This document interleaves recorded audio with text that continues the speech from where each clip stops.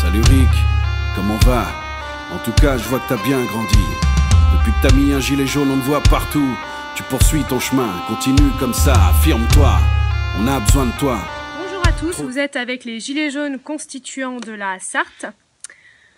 Aujourd'hui, nous rencontrons Jimmy, qui a quelque chose à nous dire sur notre sinistre de l'Éducation nationale, Monsieur Blanquer, et également sur la présidente de région, Madame Morancet. Donc le ministre est venu le jeudi 16 septembre en Sarthe. Il a notamment été le matin dans une école primaire à Ivray-l'Évêque. Et le midi, il a été déjeuner avec la présidente de région dans un lycée privé.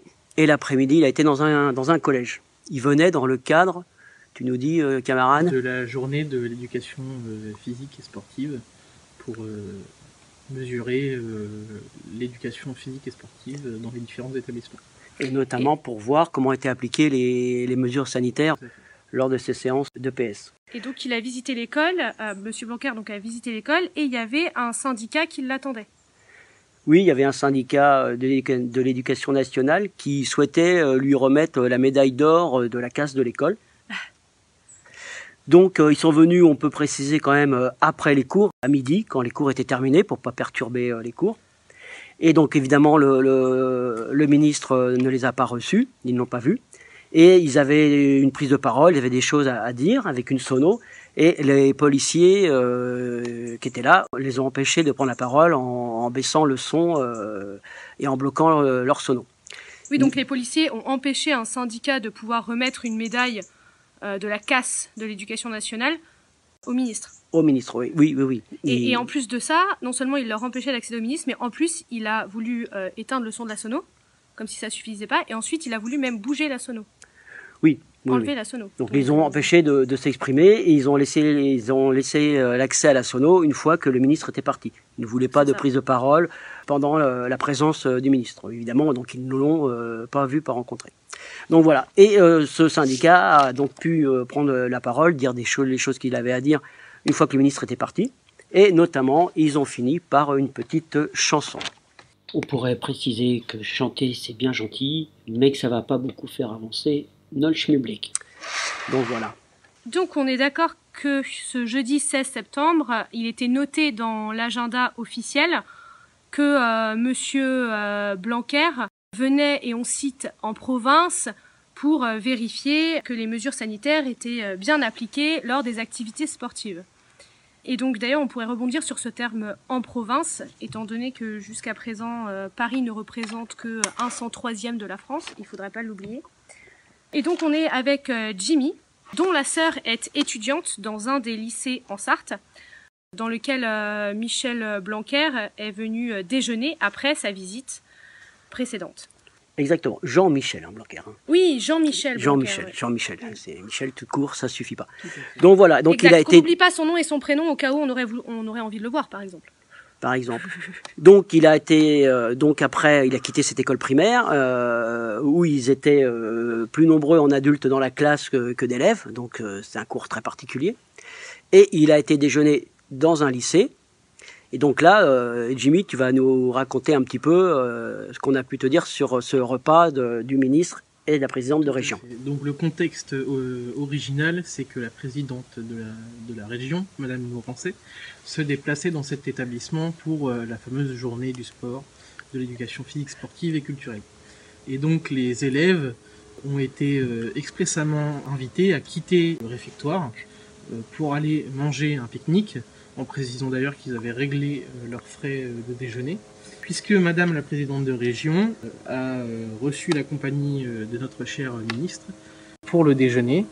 Donc les élèves étaient environ 1500 sur la totalité de l'établissement et ont été relégués à l'extérieur avec leurs professeurs, le corps enseignant qui n'a même pas pu déjeuner avec leurs représentants. Et donc du coup, ce qui s'est passé, c'est que les élèves ont été briefés juste avant l'arrivée de notre ministre pour éviter toute fuite sur les réseaux sociaux, éviter la diffusion et la prise d'images sur les réseaux sociaux, qu'elles soient photographiées ou prises en vidéo. Et donc il faut préciser que les élèves n'ont pas pu déjeuner malgré la place suffisante pour accueillir une partie des élèves. Ça veut dire que Blanquer et Morancet, ont privatisé la cantine en fait, le self du lycée. Tout à fait. Donc malgré l'interdiction sous peine de sanction, il faut le préciser, l'établissement a expressément dit qu'il y aurait des sanctions s'il y avait une fuite quelconque sur les réseaux. Donc en gros, ils ont demandé aux élèves de ne pas prendre d'images, de ne pas filmer ce petit rendez-vous privatif dans le self. Privatif sur la liberté des chers étudiants français, du peuple français. Et de leurs professeurs. Et de leurs professeurs, puisque le corps enseignant n'a pas pu disposer aussi d'une liberté de déjeuner dans le réfectoire.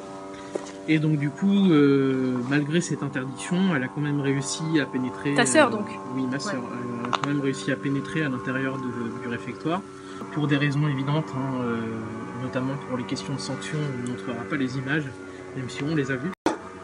Et donc sur ces images, on peut distinguer très clairement deux tables qui comprennent entre 10 et 15 couverts, qui sont d'ailleurs des couverts, bien évidemment, qui ne sont pas ceux dans lesquels mangent les chers élèves de ce lycée, puisque bon, il ne faudrait pas que les ministres mangent dans les mêmes couverts que la jeunesse française. Ouais, ça ferait tâche un peu, c'est voilà, ça. C'est ça. Ouais. Oui, puis l'argenterie. Oui, c'est mieux quand même. L'argenterie et la porcelaine, c'est plus chic. Et pendant ce temps-là, nos gamins, ils mangent pas bio dans nos écoles, jusqu'à preuve du contraire. Tout à fait. Bon. Et donc ils ont été relégués à l'extérieur avec du coup un pique-nique. Et en guise de preuve de bonne foi, on les a rendus dociles avec la location d'une machine de glace à l'italienne. J'en reviens du coup sur la partie du déjeuner des ministres.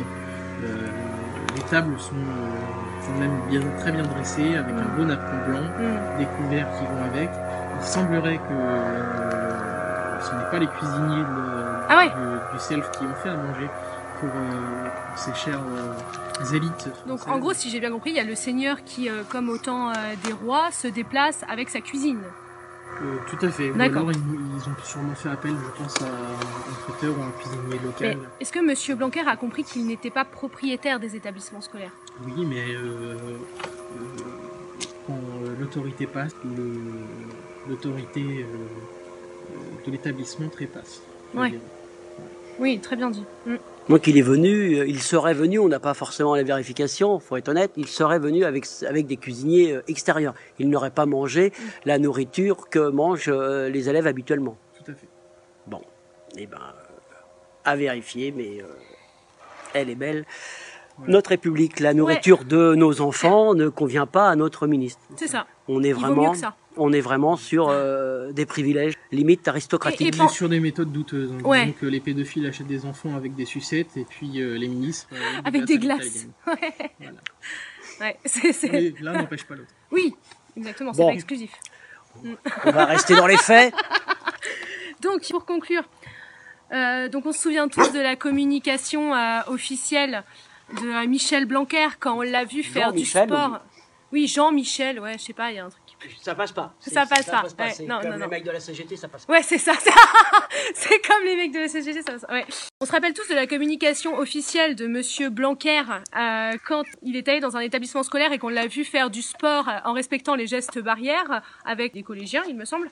Mais en tout cas, quand les caméras ne sont pas là, c'est tout l'inverse qui se passe. Il a certainement pas envie de fréquenter ni même de manger dans les mêmes assiettes avec les mêmes couverts et la même nourriture que les enfants dégueux. Et je rappelle que les profs, ils n'étaient pas en train de bouffer à sa table, ils étaient en train de pique-niquer avec les élèves.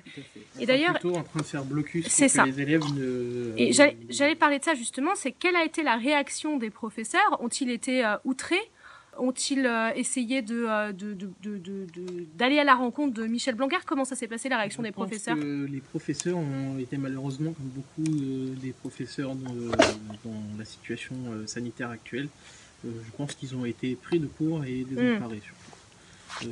Donc à mon avis, pour ne pas avoir de problème avec leur hiérarchie, ils ont accompli la mission qu'on leur a donnée, c'est-à-dire contenir et surveiller le groupe d'élèves et puis rester docile et obéir aux ordres de la hiérarchie. C'est un constat assez affligeant, mais oui, il y a beaucoup de professeurs qui sont, pas tous bien sûr, il y a beaucoup de professeurs qui sont soit des lâches, soit des ignorants, soit au pire des collabos. Espérons que les lâches se réveillent et sortent leurs couilles, comme dirait Bigard. C'est vrai que